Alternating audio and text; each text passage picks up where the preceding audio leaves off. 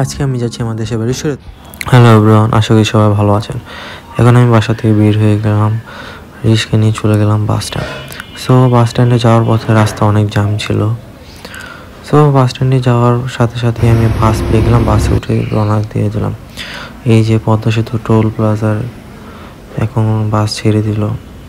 So যখন পদ্মা সেতু উপরে উঠলাম, বাস মামা সেই টান দিল রাস্তায় খালি পেয়ে। সো এই যাচ্ছি আমরা পদ্মা সেতু উপর দিয়ে আমাদের দেশের বাড়িতে।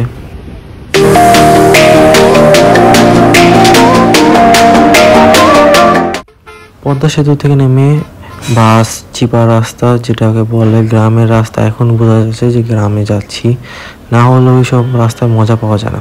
সো বাস থেকে নেমে ভ্যানে উঠে ফেললাম। আমি যখনই ভ্যানে উঠি আমার চুল একদম 12টা বেজে যায়, মানে কি আর বলবো। সো এসে বললাম বাড়িতে যাওয়ার পর এই যে গ্রামের পরিবেশ ভালোই লাগে এবং রোডটা ভালোই পড়তেছিল, ওয়েদারটা সুন্দরই লাগতেছিল, হালকা হালকা বাতাস।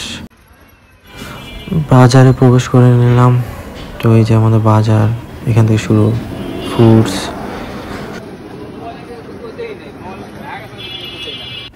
সো আমাদের বাজারের দিকে একটা খুবই মজাদার মিষ্টির দোকান আছে, সেখান থেকে আমি রসমালাই খাই প্রতিবার। তো রসমালাই খেয়ে নিলাম। সো মুরগি নিয়ে চলে গিয়েছিলাম বাসায়। মা সবার জন্য হালুয়া রেডি করতেছিল। তো আমার চাচু বললো যে ভিডিও কর। তো ভিডিও করে নিলাম। আমাদের এখানে ম্যারিনেশন করা চিকেনটা বারবিকিউর জন্য আজকের। তো বারবিকিউ করা হচ্ছিল, সবাই মিলে বারবিকিউ করতেছিলাম, বাবা মা আর কাজিনরা মিলে। সো আজকের ভিডিওটা এই পর্যন্তই। আশা করি ভিডিওটা ভালো লাগছে।